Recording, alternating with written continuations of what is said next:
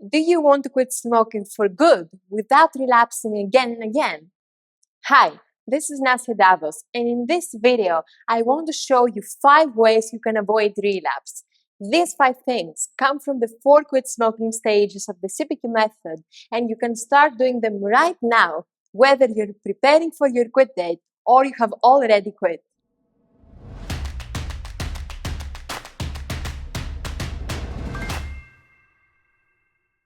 Before we dive in, make sure you subscribe to this channel and hit the bell button so you can get notified when we release more videos that will help you stop smoking and remain smoke-free.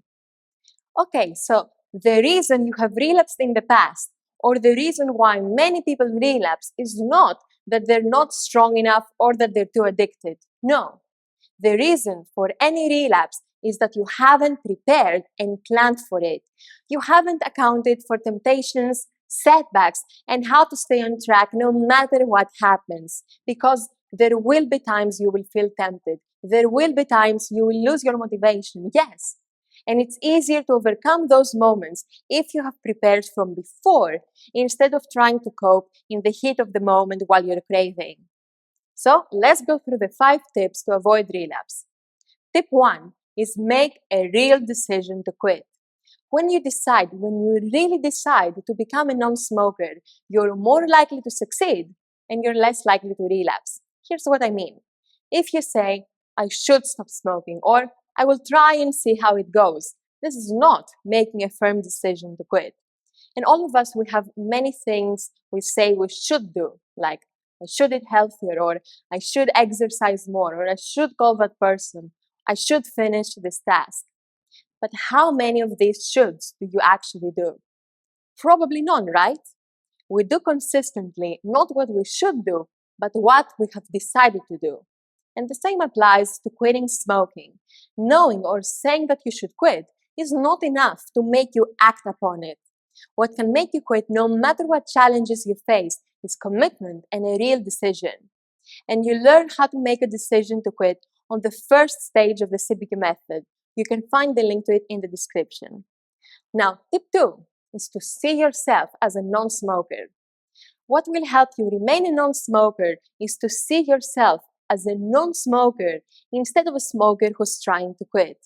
See, at the moment, being a non-smoker, it is out of your perception, or even worse, it's a painful image. And why would you go through a painful process to achieve a painful result? You wouldn't. If you have no empowering and compelling way of seeing yourself as a non-smoker, and if you can't imagine how good it feels to be nicotine-free, then you may quit and feel deprived and relapse. So, what you need to do is create a compelling image of yourself as a happy non-smoker. Imagine yourself being healthier.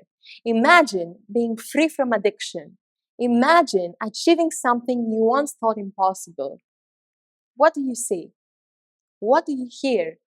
How do you feel when you are that person? That person who says, no, I don't smoke anymore.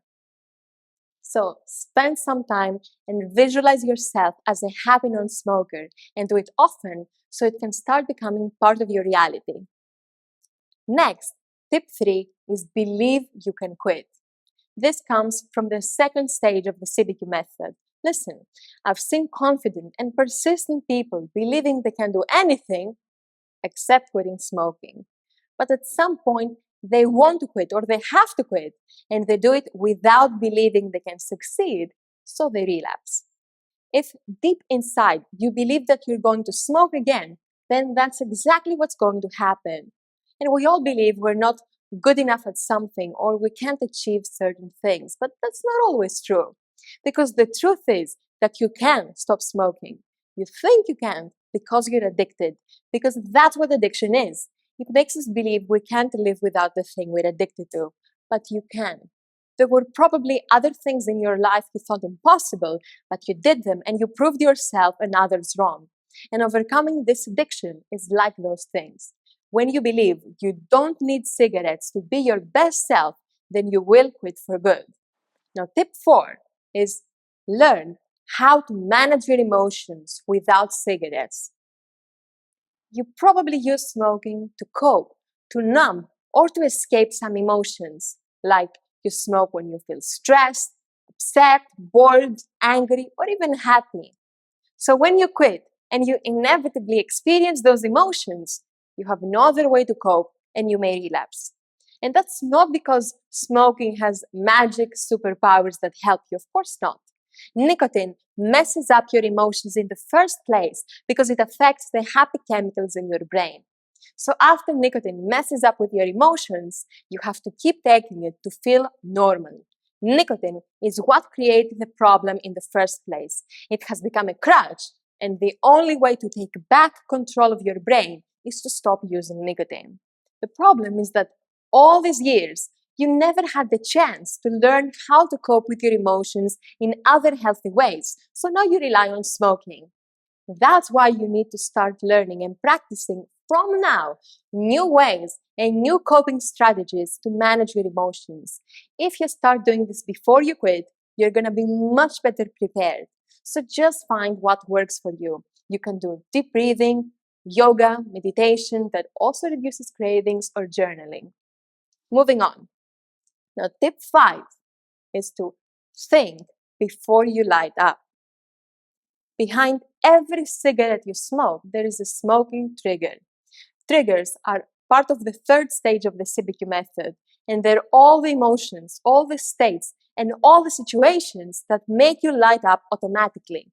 Triggers can be drinking coffee, finishing your meal, feeling stressed, taking a break, or driving. The problem is that when you encounter a trigger, you light up automatically without second guessing it. And this automatic response makes it hard to resist smoking after you quit because it has become a habit, a reflex. You encounter a trigger, you smoke. So what you need to do is start breaking this reflex. So first, you need to be aware of all of your triggers. And then when you encounter a trigger and you want to smoke, don't light up immediately. Instead, take a moment and wait. Wait for 10 seconds, then 15 seconds, then 20 seconds, and so on. And while you wait, ask yourself if you really need that cigarette. You'll be surprised by what you will discover. So try that and let me know what happens in the comments. Okay, so we talked about 5 ways to avoid relapse. And because you're here, I really want to share with you a bonus tip. Okay? So, tip 6 is to replace smoking with a healthy habit. Replacing smoking with a new habit comes from the 4th stage of the CBQ method, and it will help you stay smoke-free. Because you can't just suppress or forget something you've been doing 20 times per day for decades. You can't. But you can replace it. Not with another crutch or addiction, but with a beneficial, healthy habit. And any habit will work for you as long as it does 2 things. 1, it has to help you feel good. So find something that helps you feel calm and fight boredom and stress. And 2, this habit is best if it helps you occupy your mind and your hands at the same time, okay? So journaling is a great example of that. So the 6 ways to avoid relapse are: 1, make a real decision to quit so you can be committed to your goal. 2, see yourself as a non-smoker so you can start feeling like one. 3, believe you can quit. That's so important. 4, learn how to manage your emotions in healthy ways so that you won't rely on cigarettes anymore. 5, think before lighting up so you can make smoking less automatic. And 6, replace smoking with a new habit.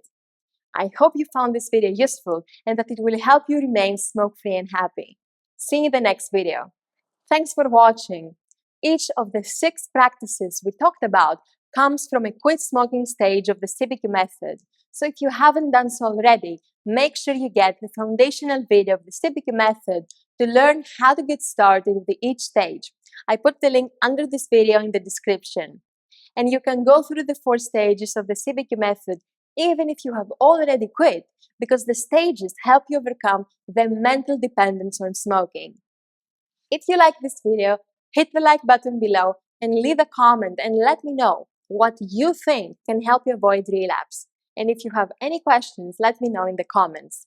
Also, please Share this video with someone who can benefit from it, and be sure to subscribe to get more videos about how to quit smoking for good. Thank you for being here, and see you soon.